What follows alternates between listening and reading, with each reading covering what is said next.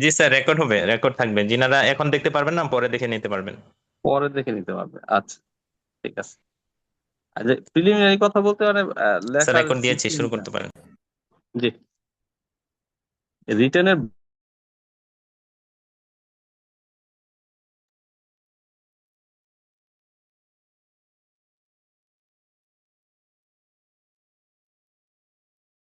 কথা শোনা যাচ্ছে না।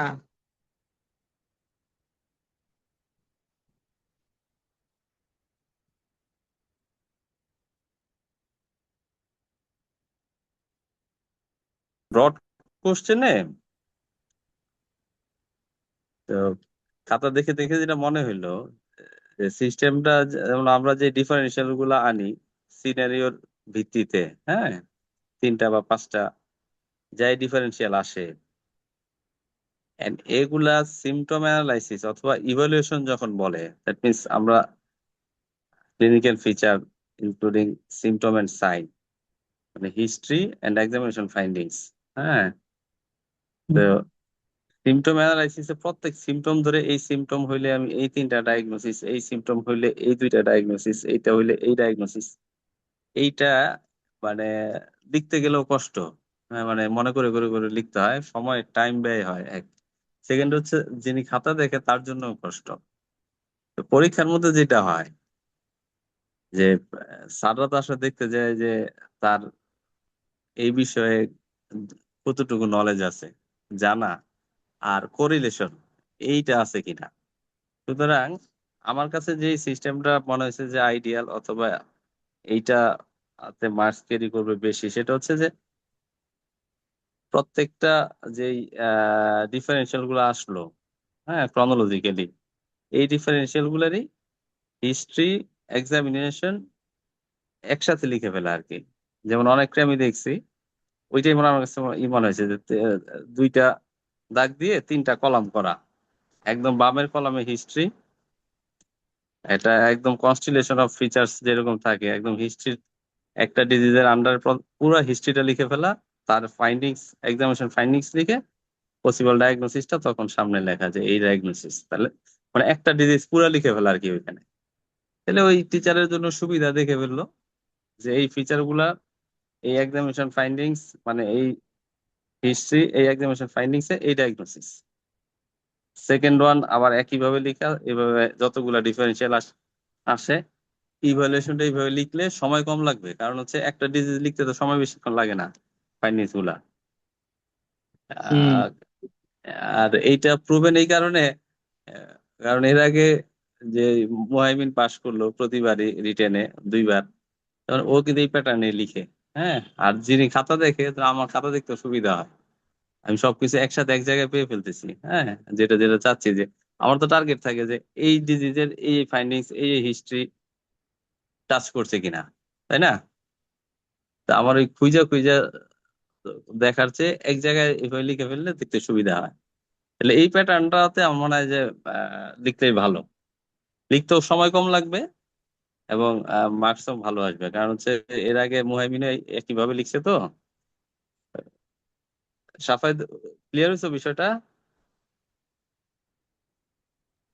Clear clear.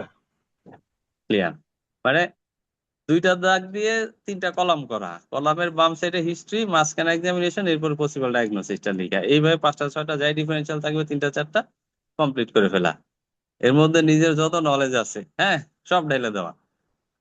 একটা এক্সপিরিয়েন্স খালি আমি করি, সবারই আছে এক্সপিরিয়েন্স, মানে আমি প্রথম দিকে কাউন্সিলিং স্টেশনে ভাবতাম বাংলায় সুন্দরভাবে বলতে হবে যাতে ওই রোগীর লোকটা বুঝতে পারে। পরে দেখলাম না, স্যাররা টিক দেয় কখন, স্যার যখন দেখে যে তুমি টাচ করছো তখন এই টিক দেয়। তুমি এর বাংলা ভাষায় বলো আর ইংরেজি ভাষায় বলো, হ্যাঁ। এই জন্য তথ্য থাকলেই হয়, যেন সব তথ্য লিখে দিতে হবে। আর যাদের ফার্স্ট কোশ্চেনে চলে আসি, ব্রড কোশ্চেনটায়, হ্যাঁ, এইটা মোটামুটি ইজি কোশ্চেনে দিছি। হ্যাঁ, ইজি কোশ্চেন, খুব ঘুরানো পেঁচানো কিছু দেই নাই। তো এটা মোটামুটি ডিফারেন্সিয়াল সবাই ঠিকই লিখছে। হ্যাঁ, যে অ্যাটাক্সিয়া প্লাস স্পাস্টিসিটি বা স্পাস্টিক কোয়াড্রি বুঝাইতে বেশি information plantar extensor, bilateral extensor. তো এই দুইটা মিলে তো এসসি এর প্রথমে মাথায় চলে আসে। এসসি এর শুধু এসসিএ দিয়েও লেখা যায়, আবার ফ্রেডরিক্সে আলাদাভাবে লেখা যায়। ফ্রেডরিক্স এসসি এর অন্তর্গত, কিন্তু আলাদা লিখলে হয়, যেহেতু এটা মোস্ট কমন। হ্যাঁ, তো এইটার পরে এরপরে এইটাতে আর্নল্ড কিয়ারিটা লিখতে হবে, বয়স কম তো, 26। হ্যাঁ, আর্নল্ড কিয়ারি সিনড্রোম এইটা। এরপরে বাকি যেটা, এই যে প্রাইমারি প্রোগ্রেসিভ এমএস বা সেরিবেলার টিউমার, হ্যাঁ, এগুলা আনলে ক্ষতি নাই, কিন্তু এই তিনটা থাকতে হবে আর কি। হ্যাঁ, আর সাবেকিউট কম্বাইন্ড ডিজেনারেশন, এইটাও ফিচারের সাথে মিলে, কিন্তু ইমব্যালেন্স যদিও ইনিশিয়ালি কম কমপ্লেইন করে, কিন্তু ডিফারেন্সিয়ালে আসবে, ক্ষতি নাই। ডিফারেন্সিয়াল মোটামুটি সবারই ঠিক আছে। হ্যাঁ, আর ইলাবোরেশনে গিয়ে এখানে শুধু ওই ওই প্যাটার্নের কথা বললাম, ওই প্যাটার্নের লেখার কথা। হ্যাঁ, তাহলে মার্কস একটু বেশি আসবে এবং লেখাটাও সহজ হবে। এই কোশ্চেন গুলোতে সময় চলে যায় বেশি, দেখা যায় 1 ঘন্টা লেগে যায়, অন্যগুলাতে সময় কম পাওয়া যায়, এই জন্য ওই প্যাটার্নের সময় কম লাগবে। আর হচ্ছে যে আহ আর্নল্ড কিয়ারির কিন্তু বেশ কিছু স্কেলেটাল ডিফর্মিটি আছে, যখন এটার ওগুলা সহ লিখলে ভালো। প্রায় সময় এসসি এর ডিফারেন্সিয়াল যেহেতু আর্নল্ড কিয়ারি আসে, এই জন্য এটার স্কেলেটাল ডিফর্মিটি গুলাও ইনক্লুড করে দিলে ভালো। এটা 2 সেকশনে আসবে, এক্সামিনেশন ফাইন্ডিংস এ স্কলিওসিস গুলো আসতে পারে, আবার ইনভেস্টিগেশন পার্টে ওইখানে এমআরআই ফাইন্ডিংস এও এই হার্নিয়েশন সিরিংস এর পাশাপাশি ওইখানে যেই বেজিলার ইনভেজিনেশন, প্লাটিবেজিয়া, কয়টা টার্ম আছে, এগুলো ইনক্লুড করে দিলে ভালো আর কি।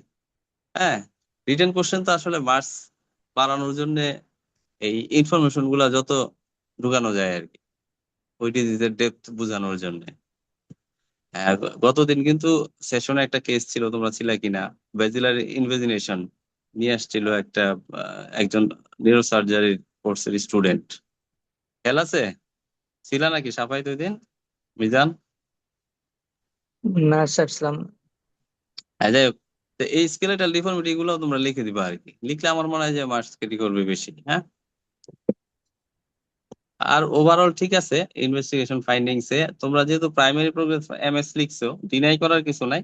ওইখানেও ইনভেস্টিগেশন ফাইন্ডিংস এর রিসেন্ট অ্যাডভান্সমেন্ট যেগুলো আছে ওগুলো লিখে দিবা, central venous sign, paramagnetic rim lesion, include করতে তো অসুবিধা নাই।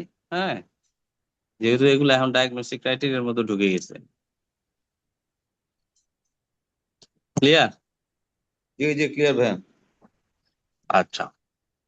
আর ম্যানেজমেন্টে তো আহ, সবাই একদম সব টাচ করে সুন্দরভাবে লিখছে, একদম এই রিহেবিলিটেশন পার্ট সহ, সার্জারি, জেনেটিক কাউন্সিলিং সহ, মানে পয়েন্ট যাতে মিস না হয়।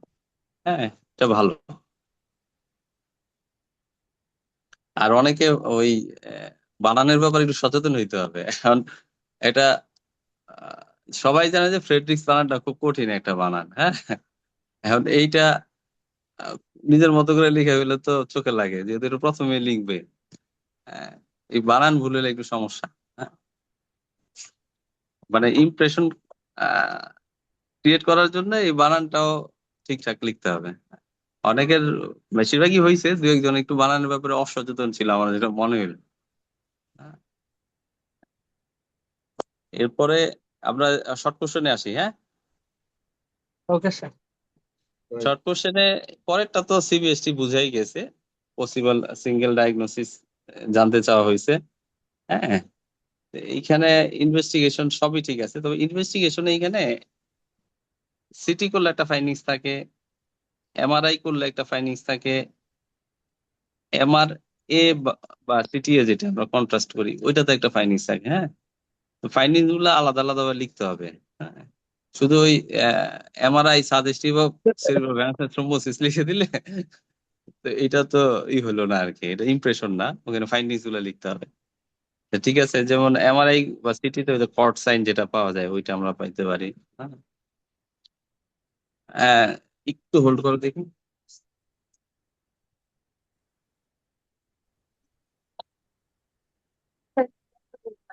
পরে Page number 3. আসতেছি আমি একটু পরে।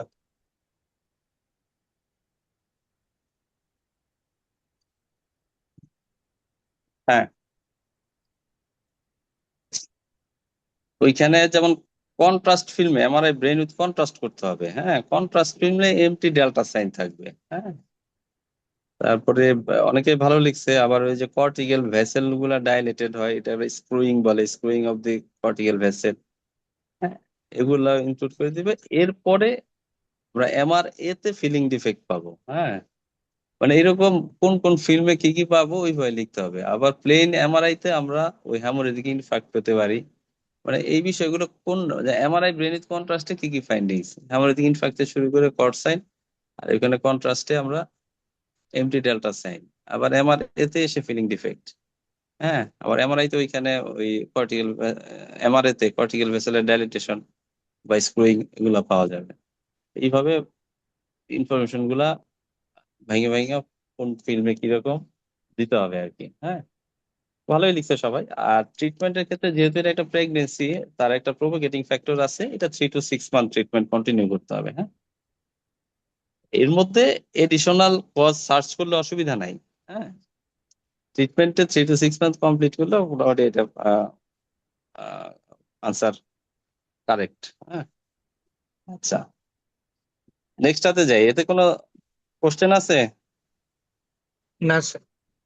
আচ্ছা, কজেস অফ থান্ডারক্লেপ হেডেক। হ্যাঁ, থান্ডারক্লেপ হেডেকের একটা চার্ট আছে অ্যাডামসে। হ্যাঁ, এটা মোটামুটি সবার এখন জানা আছে নিশ্চয়ই। এইখানে একটা কথা মানে খালি জাস্ট মেনশন করতে চাই, যেটা হচ্ছে প্রেস কিন্তু থান্ডারক্লেপ হেডেকের কজ না আর কি। হ্যাঁ, প্রেস কোশ্চেন থেকে মনে হবে যে দুইটাই থান্ডারক্লেপ হেডেক করে। আরসিবিএস করে। আরসিবিএস এর আরেক নাম হচ্ছে ডিফিউজ সেরিব্রাল ভ্যাসোস্পাজম, পল ফ্লেমিং সিনড্রোম যেটা। হ্যাঁ, তো এইটা থান্ডারক্লেপ হেডেক করে, কিন্তু প্রেস আবার থান্ডারক্লেপ হেডেক করে না। থান্ডারক্লেপ হেডেকের মধ্যে সাবআরাকনোয়েড তো সবাই জানে, মাইগ্রেন ইটসেলফও করে, সিবিএসটি করে। হ্যাঁ, তারপরে এই ডিফিউজ সেরিব্রাল ভ্যাসোকনস্ট্রিকশন বা পল ফ্লেমিং Rolling সিনড্রোম speed. অথবা আরসিবিএস। হ্যাঁ, এইটা করে। আর ড্রাগস এর মধ্যে কোকেইন আর কিছু অ্যাড্রেনার্জিক, এটা ট্রিপটান করে অনেক সময়। হ্যাঁ, এগুলো হচ্ছে কজেস অফ থান্ডারক্লেপ হেডেক। এখন প্রেসের সাথে আরসিবিএস এটা কেন দেওয়া হয়েছে, এর মধ্যে কিছু মিমিকিং ফ্যাক্টর আছে আর কিছু ডিফারেন্স আছে। দুইটাতেই হেডেক হয়। তা আরসিবিএস সিভিয়ার হেডেক করে, যেটা থান্ডারক্লেপ হেডেক করে। হ্যাঁ, এখন ক্লিনিক্যাল কনটেক্সট একটু আলাদা। আলাদা বলতে যেমন কাছাকাছি আছে, দুইটার মধ্যে মিলও আছে। ওইটা অ্যাকচুয়ালি হাইপারটেনসিভ এনকেফালোপ্যাথির মতো একটা ফিচার, যেটা প্রেস। হ্যাঁ, সাডেন রাইজ হয় প্রেশারটার, যখন অটো রেগুলেশনটা ফেইল হয় তখনই সেরিব্রাল ইডিমা ডেভেলপ করে, ইউজুয়ালি পোস্টেরিয়রলি, যে কারণে তার একটা এডিশনাল সিমটম থাকে ভিজুয়াল ডিস্টারবেন্স। হ্যাঁ, অনেক সময় ভিজুয়াল ব্লাইন্ডনেসও নিয়ে আসে। তবে দুইটা কন্ডিশনই রিভার্সিবল, এই দুইটা কন্ডিশন রিভার্স করে যায়।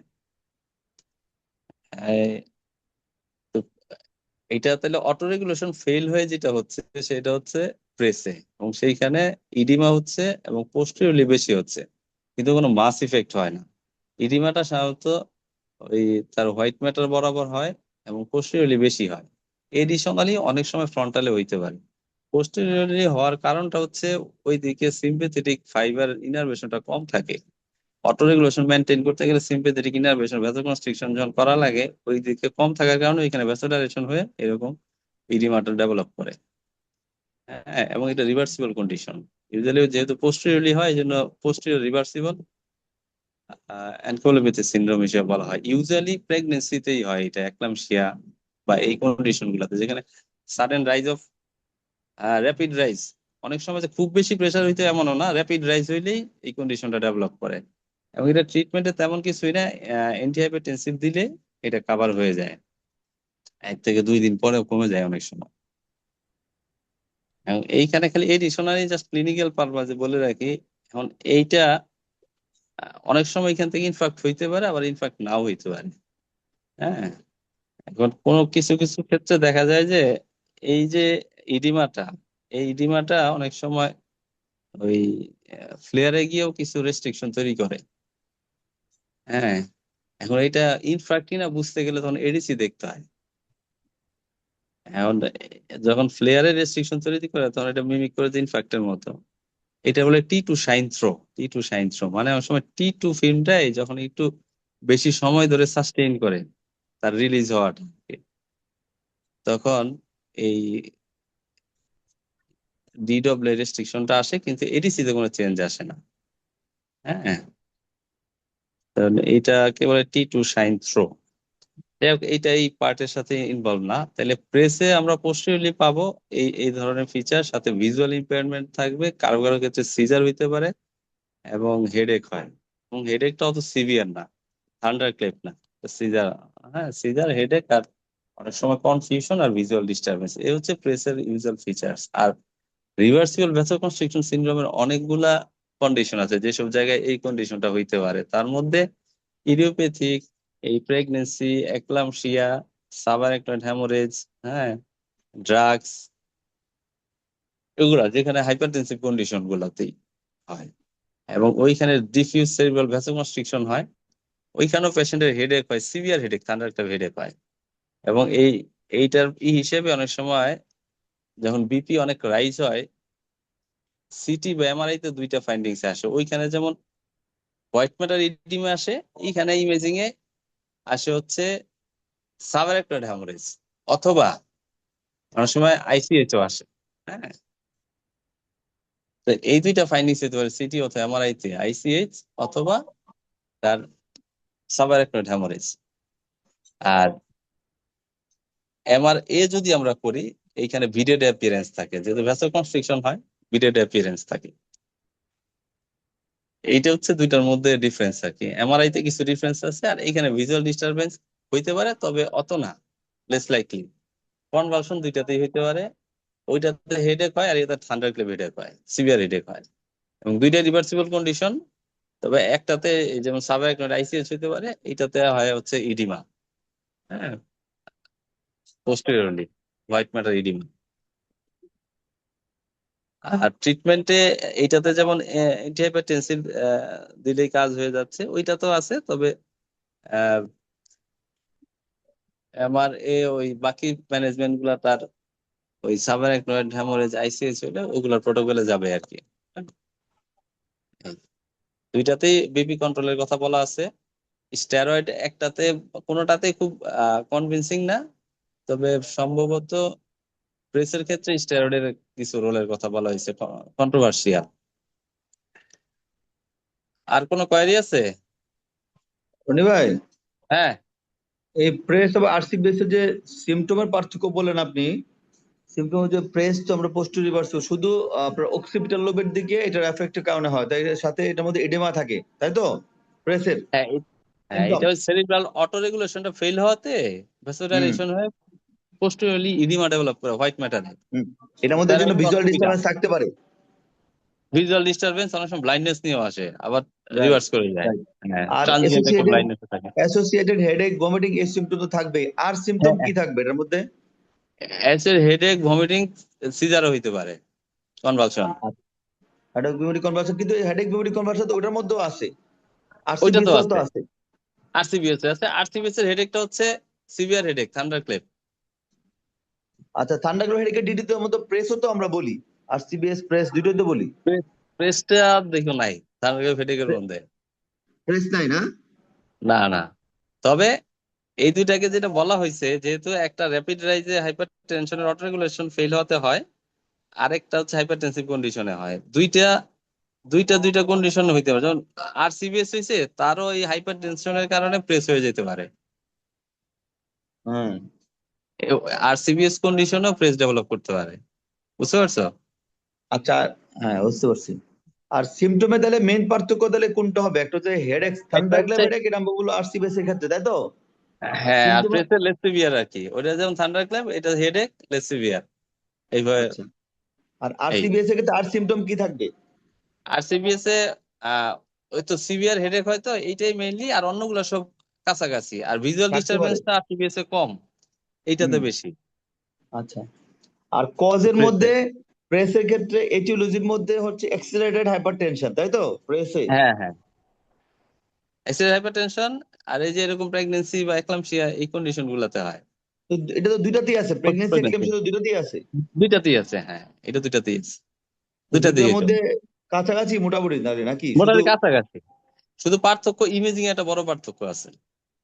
আচ্ছা, আর ওই যে প্রেগনেন্সি, এক্লাম্পসিয়া, এইগুলা আপনার ডিআইসি টিআইসি হওয়া, সেপ্টিসিমিয়া, এগুলা মনে হয় আরসিবিএস এ বেশি রিলেটেড না?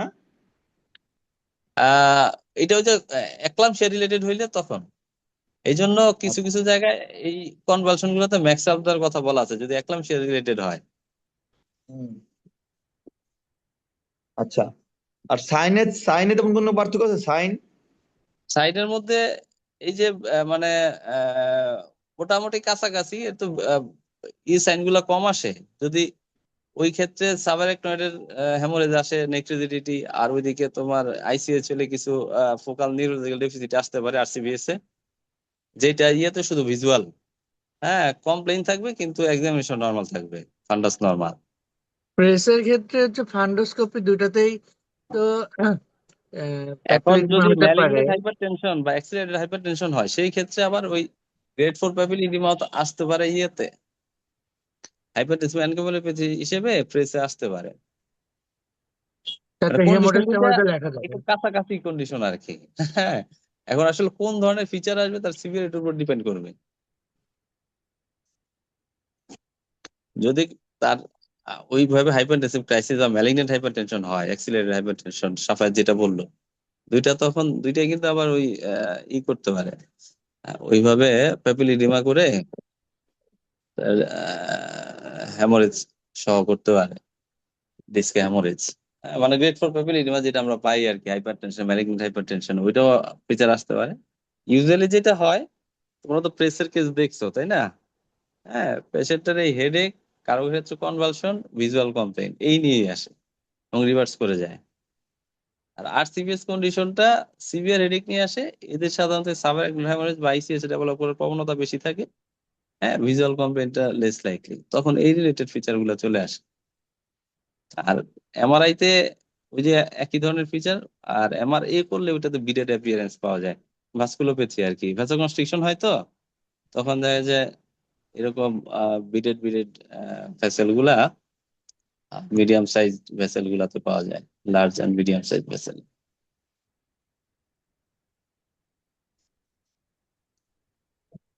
রনি ভাই, হুম তাহলে প্রেস এবং আরসিবিএস এ যদি এমআরআই, আমরা বলি MRI of brain with contrast করবো, তাই না?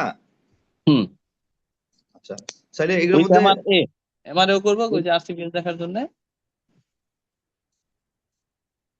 আচ্ছা, প্রেস এবং আরসিবিএস এ দুটার মধ্যে মেইন ডিফারেন্সিয়েটিং পয়েন্ট এমআরএ তে কি আসবে? এমআরএ তে প্রেসে তেমন কিছুই আসবে না। হ্যাঁ, প্রেসে আমরা কি ইয়া পাবো না, অক্সিপিটাল রূপে এডিমাটাস পাবো না? না, এডিমা ওইটা তো এমআরআই তে পাবো, এমআরআই তে পাবো, রাইট? এমআরআই তে পাবো। হুম, এমআরআই তে যে পোস্টেরিয়রলি আমরা তো সিগন্যাল চেঞ্জ পাবোই। রাইট। হ্যাঁ, টি2 ফ্লেয়ারে তো সিগন্যাল চেঞ্জ আসবে, কিন্তু ওই এমআরআই তে তেমন কিছু থাকবে না। ওকে, যেটা এমআরআই তে আমরা ফাইন্যান্স পাবো আরসিবিএস এ। কোনটা? ওই যে বিডের অ্যাপিয়ারেন্স, তাই তো? হ্যাঁ, বিডেড অ্যাপিয়ারেন্স।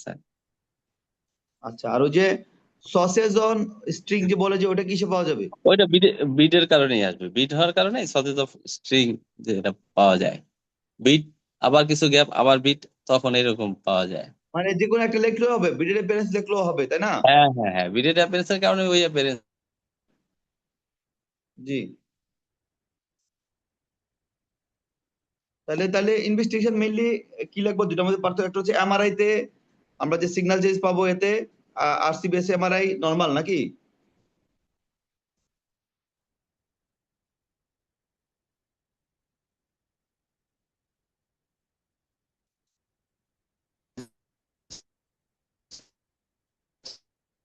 রনি ভাই,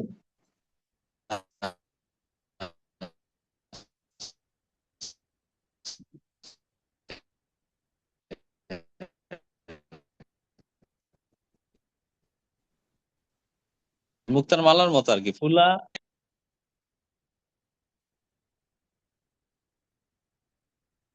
হ্যাঁ, নেটওয়ার্কে কল ঢুকছিল, নেটের প্রবলেম। বলবো? হ্যাঁ ভাইয়া, তাহলে মেইনলি যেটা ইনভেস্টিগেশনের পার্থক্য যে আমরা বলতে চাই, একটা এমআরআই তে প্রেসে হ্যাঁ আমরা আমরা প্রেসে হচ্ছে সিগন্যাল চেঞ্জ পাচ্ছি পোস্টেরিয়রলি, অক্সিপিটাল লোবের দিকে একটা প্রেসে। আরসিবিএসসি হ্যাঁ এমআরআই তে রাইট কি পাবো? অক্সিপিটাল। আর আর সিবিএস এর এমআরআই হুম, ওইটাতে ওই সাবের একটা হ্যামারেজ অথবা আইসিএইচ। আচ্ছা। আর এমআরএ তে আমরা নরমাল পাবো প্রেসে, আরসিবিএসসি আমরা পাবো বিডি প্রেস। আর কিছু আছে? না আর কিছু নাই এই। তাহলে যে mainly differentiating, how to differentiate, আমরা হিস্ট্রিতে কিছু পয়েন্ট দিব, হিস্ট্রিতে এগুলা আন্ডারগ্রাউন্ড এটিওলজি, এবং আমরা সাইনে কিছু পয়েন্ট থাকতে ইনভেস্টিগেশনে এই এমআরআই, এমআরএ, আর এই তো দিব, তাই তো আর কিছু আছে? না আর না। এমনি খালি ক্লিনিক্যাল কনটেক্সট গুলা একটু ডিফার করে, ফিচারের মধ্যে দুই একটা ফিচার যেমন হেডেক বললাম, ভিজুয়াল, ওই জায়গায় একটু ডিফার করবে। এক্সামিনেশন ফাইন্ডিংস এ ওইটাতে যেমন তেমন কিছু পাওয়া যাবে না। ওইটাতে যেমন কিছু তার ফাইন্ডিংস অনুযায়ী নেক্রিজিডিটি, ফোকাল ডেফিসিট আসতে পারে। হ্যাঁ, আর এই ইমেজিং ফাইন্ডিংস গুলা ডিফার করবে। হ্যাঁ এই। ঠিক আছে ভাই। তারপরেরটা ভার্টাইগো। হ্যাঁ, ভার্টাইগো আসলে ওই 3 days দিছি শর্ট ডিউরেশনে। যতগুলা পেরিফেরাল সেন্ট্রাল ভার্টাইগোর কজ আছে ওগুলার ফিচার গুলা লিখলে আসলে এটা কভার হবে আর কি। হ্যাঁ একটা স্যার এই যে এইটা যেটা দিছেন 48 স্যার ভার্টাইগো, এটা তো আসলে অনেকগুলো ডিডি আসে এই যে 5 মার্কের জন্য। ওই সময় আসলে এটা কিভাবে লিখলে যে আমি লাস্টে কি করব, ওই যে ডিডি লিখে জাস্ট ওই সিমটম ধরে জাস্ট এক লাইনে লিখছি। তো এটা এক যেভাবে লাইনে, এক রাইট লাইনে আনসার তুমি যা লিখছো আমি দেখছি তোমার ইনফরমেশন। লেখাটা আমার পছন্দ হয়েছে, কারণ এটাতে তো এত মার্কস নাই। ওই সবগুলারে আবার বড় কোশ্চেনের মতো ইলাবোরেট করার মতো মানে সময় সুযোগ নাই, মার্কস কম, এবং ওইভাবে চা হয় নাই। মানে আমি চেক লিস্ট অফ ইনফরমেশন, মানে আমি জাস্ট ইনফরমেশন গুলা, তোমরা যদি ডিফারেন্সিয়াল নাও লিখতা যে এই কি কি ইনফরমেশন ওইখান থেকে গেদার করবা, ওইটা দিলেও মোটামুটি এটা কভার হয়ে যায়। হ্যাঁ আচ্ছা আচ্ছা, না এখানে আসলে রিচ দ্য ডায়াগনোসিস মানে আগে ডিডি লেখাটা কি ঠিক হবে নাকি ওই যে 5 মার্কের ডিডি জন্য লিখলে আগে ওই অসুবিধা নাই, ডিডি লিখলে সমস্যা নাই, কিন্তু ডিডি তো আবার আচ্ছা বাদ না যায়। যেমন কেউ কেউ বিপিপিভি বাদ দিছে, হ্যাঁ একটা খাতায় দেখলাম। তো এটা তো একটা কমন ইস্যু। হ্যাঁ এরকম তুমি যখন লিখবা এই সবগুলার ডিফারেন্সিয়েশন লিখতে হবে আর কি। ভেস্টিবুলার নিউরাইটিস থেকে শুরু করে ধরো বিনাইন এই বিপিপিভি, তারপরে মিনিয়ার্স, ভেস্টিবুলার মাইগ্রেন, এর মধ্যে কিছু কি পয়েন্ট আছে না, হুম হুম ওই কি পয়েন্ট গুলা যাতে মিস না যায়। তো কোনটার ডিউরেশন কতটুকু, কোনটার সাথে অ্যাসিড ফিচার টিনিটাস কোনটাতে আছে, হ্যাঁ, তারপরে কোনটা রিকারেন্ট হয় এইগুলা। তারপরে যেমন যেগুলা বেজিলার মাইগ্রেন, হ্যাঁ কিছু যেগুলাতে স্ট্রোক গুলাতে যেটা হয়, হ্যাঁ ব্রেনস্টেম স্ট্রোক গুলাতে তোমার এডিশনাল ফিচার গুলা আসে, বালবার ফিচার, এগুলাই ওই ডিফারেন্সিয়াল গুলোর আন্ডারে কি পয়েন্ট গুলা খালি জাস্ট লিখে শেষ। হ্যাঁ হুম, আচ্ছা তোমরা যেমন ভেস্টিবুলার নিউরাইটিস যেটা আমরা ই করি, হ্যাঁ তো হুম এগুলাতে তো এই যে সবগুলাতে মোটামুটি ভার্টাইগো, নসিয়া, ভমিটিং হয়। পেরিফেরাল গুলাতে তো ভার্টাইগো অনেক বেশি হয় এবং ভমিটিংও থাকে, তাই না?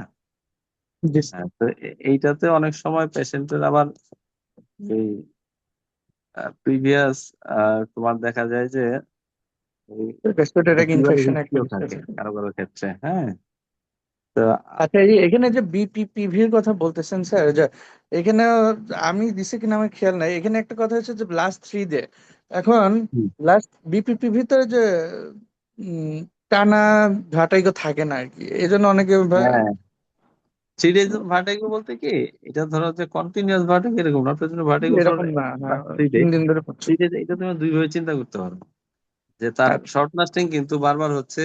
এটারও তো রুগী কমপ্লেন করবে যে 3 দিনের ভার্টিগো, তাই না?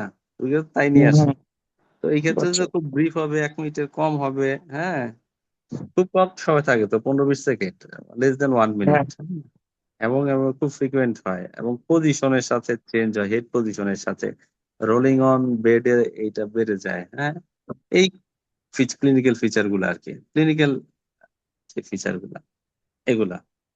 তারপরে ধরো এটাতে তো আর টিনিটাস হয় না, তাই না?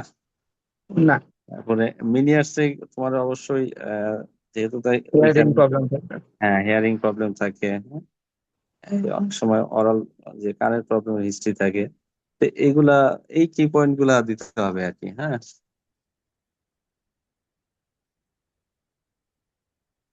আচ্ছা, এগুলা তোমরা নিজেরা আরো আমার চেয়ে ভালো জানো। আমি এটা তো আর, ইদানিং পুরাটা গোত্র করার সময় হয় নাই, তবে সবগুলা ডায়াগনোসিস তার কি পয়েন্ট গুলা আর কি। হ্যাঁ, আর যেগুলা যে সেন্ট্রাল পেরিফেরাল যতগুলা কজ আছে ওগুলার মধ্যেই হিস্ট্রির যেই কি পয়েন্ট, এক্সামিনেশন কি পয়েন্ট, ওগুলা লিখলেই শেষ। হ্যাঁ, এটা লিখতে 5 মিনিটে মোটামুটি 5-7 মিনিটে কাভার হবে আর কি। আচ্ছা, নেক্সট যেটা দিছি শর্ট নোট এডিএইচডি। হ্যাঁ, এডিএইচডি তো অনেক বড় ব্যাপার, তবে এইখানে তোমরা যেহেতু শর্ট নোট থাকে, থাকলে অনেক সময় এডিএইচডি থাকে, কোনো সময় অটিজম স্পেকট্রাম থাকে। পেডিয়াট্রিক্স এর কোশ্চেন দেখে, যেহেতু পেডিয়াট্রিক্স আমার খুব বেশি ওইটাতে দখল নাই, আহ, মানে আমি পেডিয়াট্রিক্স তো অত বেশি পড়া হয় না, আমি এই জন্য খুব বেশি ক্রিটিক্যাল কোশ্চেনে যাইতে পারি না, বা খুব অ্যানালাইসিস করে কোশ্চেন দেওয়ার সুযোগ হয় না। তবে এইটা এডিএইচডি তে তোমার 3টা পয়েন্ট দেখলাম যে সব সময় থাকতে হয়: ইনঅ্যাটেনশন, হাইপার অ্যাক্টিভিটি, আর একটা হচ্ছে ইম্পালসিভিটি। হ্যাঁ, ইম্পালসিভ বিহেভিয়ার থাকে। ইম্পালসিভিটি বলতে ওইরকম আর কি, কনসিকুয়েন্স চিন্তা না করে কাজকর্ম করা আর কি। হ্যাঁ, যা করে কোনো চিন্তা করে না, যে একটা জিনিস মাথায় হাতুড়ি দিয়ে বাড়ি দিলে কি হবে সেটা বুঝতে পারেন কোনো কিছু, যেমন মানে তার নিজের হার্ম হবে বা অন্য কারো হার্ম হবে, এইটা কোনো কিছু করার সময় এইটা বুঝতে পারে না।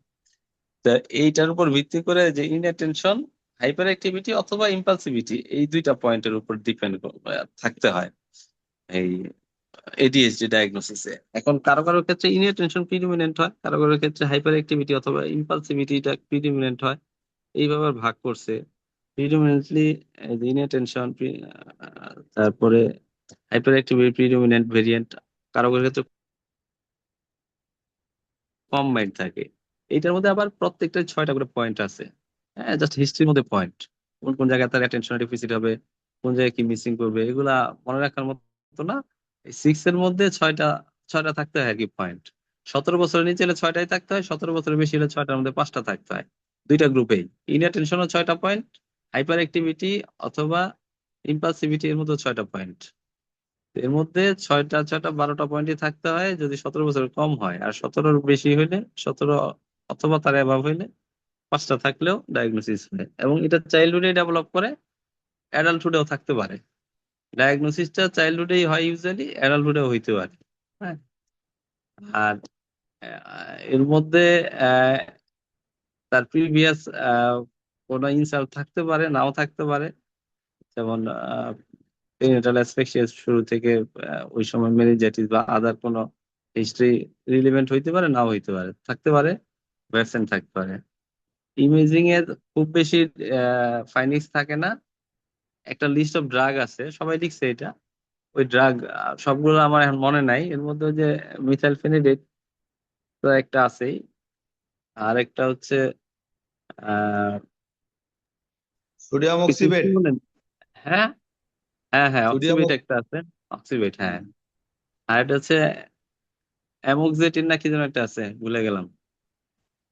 তো এটা সোডিয়াম ইয়াতে, অক্সি মিথাল ব্র্যাড মিথালফেনিডন। বিটার, হ্যাঁ, মিথাইলফেনিডেট তো একটা আছে। আর তুমি যেটা বললা অক্সিবেট, সোডিয়াম অক্সিবেট, হ্যাঁ। সোডিয়াম অক্সিবেট, হ্যাঁ।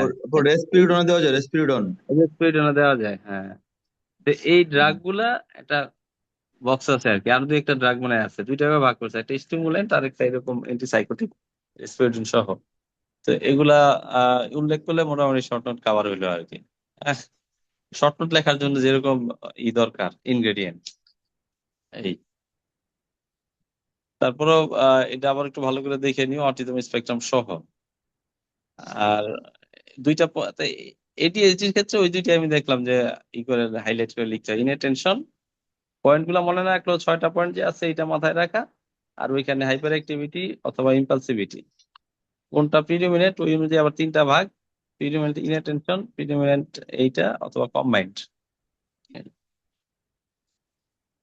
আর যেটার ব্যাপারে আসলে খুব ভালো আনসার আসে নাই দেখলাম, যে প্যাথোজেনেসিস অফ মাইগ্রেন। এটা মনে হয় আসলে রিসেন্টলি কারো পড়া হয় না, আমারও পড়া হয় নাই, আমি হঠাৎ করে এটা দিলাম আর কি। অনেকগুলা থিওরি এর মধ্যে আছে তো, মেনশন করে দিলেও হয়তো, তবে কোথাও খুব ভালোভাবে লেখা নাই। আমি পরে নিজেও সার্চ করে দেখলাম। রনি ভাই, এটা কনফিউশন। কি ছবি সহ হ্যাঁ, প্যাথোজেনিস কি ছবি সহ দিতে হবে? ছবি দিলে খারাপ হয় না, তবে সিম্পলিফাইড ফর্মে আর কি। হ্যাঁ, সিম্পলিফাইড ফর্মে। আর থিওরির মধ্যে যেমন প্রিভিয়াস থেকে এখন পর্যন্ত 3টা থিওরি দেখলাম যে আছে। প্রথম থিওরিটা ছিল যে ভাস্কুলার থিওরি। হ্যাঁ, হ্যাঁ। তারপরে আরেকটা আছে ডুরাল ইনফ্লামেটরি থিওরি। আর লেটেস্টটা হচ্ছে, রিসেন্টটা হচ্ছে প্রাইমারি নিউরাল থিওরি আর কি, নিউরাল থিওরি বলে। হেডেকের যে লাস্ট কন্টিনাম ওইটাতে আছে। হুম, প্রাইমারি নিউরাল থিওরি। নিউরাল থিওরিটা লেটেস্ট যেহেতু এইটাই এখন পর্যন্ত। আর ওই থিওরি গুলা প্রুভেন না এই কারণে এক্সামিনেশনে, ওই ইনভেস্টিগেশনে প্রুভেন না। ভ্যাসোডাইলেশনটা আসলে এরকম হয় না। এমআরআই তে দেখা গেছে যে যেরকম ধারণা করা হইতো যে ফাইন নার্ভ গুলাতে, নার্ভ এন্ডিং গুলাতে ভাস্কুলার ভ্যাসোডাইলেশনের কারণে আহ পরে টেনশন হয় বা চাপ পড়ে, সেখান থেকে পেইন জেনারেট করে। পরে দেখা গেলো যে এমআরআই তে ওরকম ভ্যাসোডাইলেশন এভিডেন্স নাই, ওই থিওরিটা তখন অবসলিউট হয়ে গেছে। তারপরে ডুরাল ইনফ্লামেটরি থিওরিতে ওইখানেও ইনফ্লামেটরি প্রসেস খুব একটা প্রুভ করা যায় নাই। এরপরে এখন লেটেস্ট যেটা সেটা হচ্ছে প্রাইমারি নিউরাল থিওরি। হ্যাঁ, এই নিউরাল থিওরিতে বলছে এক্সট্রাক্রেনিয়াল বা ইন্ট্রাক্রেনিয়াল যেই পেইন সেন্সিটিভ এরিয়া গুলো আছে, ওইখান থেকে এফারেন্ট গুলো প্রথমে যায় হচ্ছে তোমার ট্রাইজেমিনাল যে সেন্টার আছে, নিউক্লিয়াসে, ট্রাইজেমিনাল গ্যাংলিয়নে, সরি, এফারেন্ট তো আসে ট্রাইজেমিনাল গ্যাংলিয়নে। এই গ্যাংলিয়ন থেকে তখন centrally trigeminal cervical complex, TCC বলে, টিসিসি। তাহলে টিজি মানে ট্রাইজেমিনাল গ্যাংলিয়ন থেকে টিসিসি তে যায়।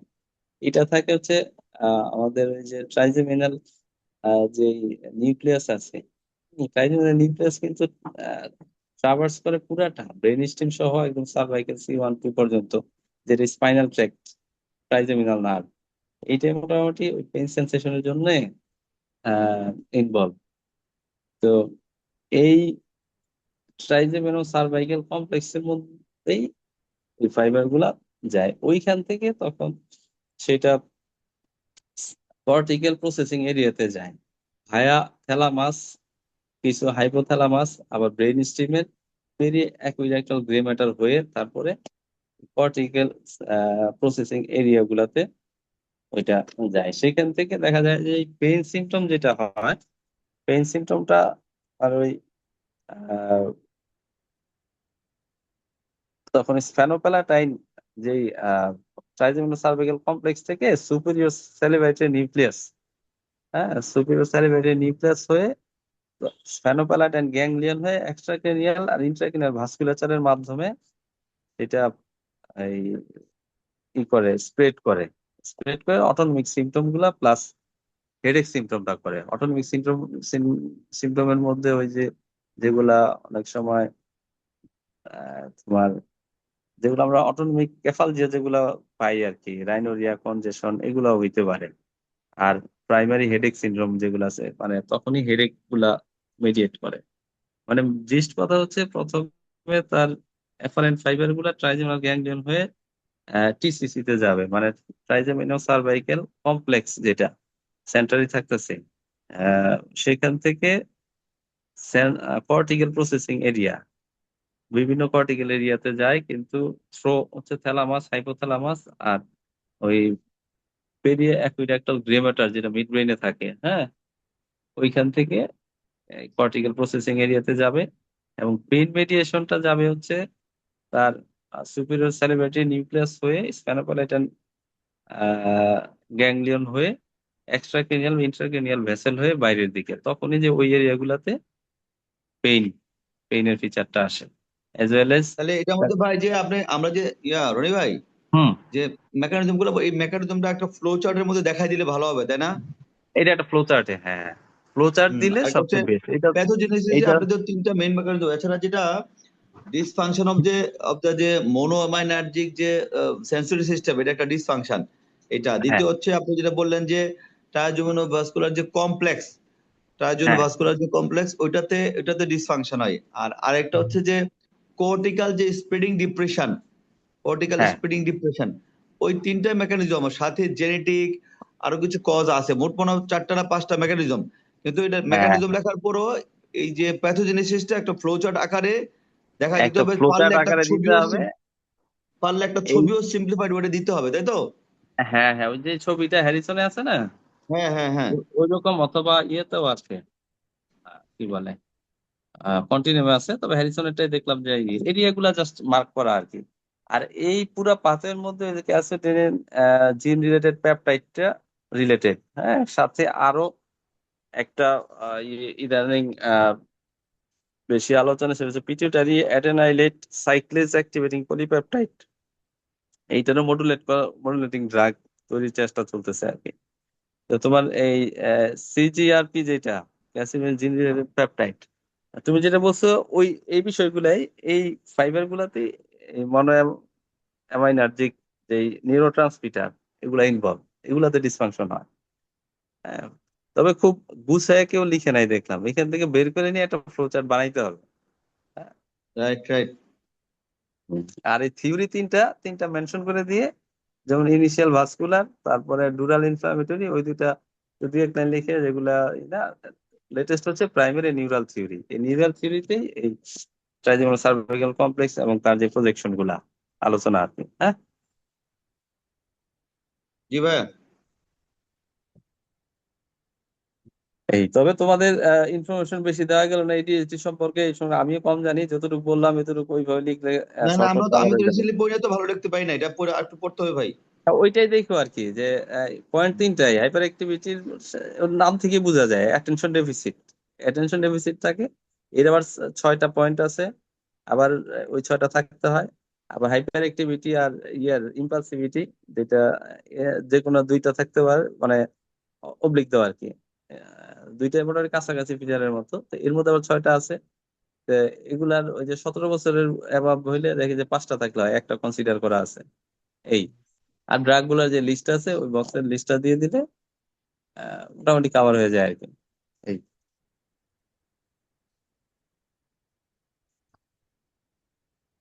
ঠিক আছে, তাহলে আজকে এখানেই শেষ করি। ঠিক আছে ভাই, ইনশাল্লাহ। Thank you. কোয়ারি থাকলে পরে দেখা হবে ইনশাল্লাহ। হ্যাঁ, ওয়েলকাম। জি। ওকে, আসসালামু আলাইকুম।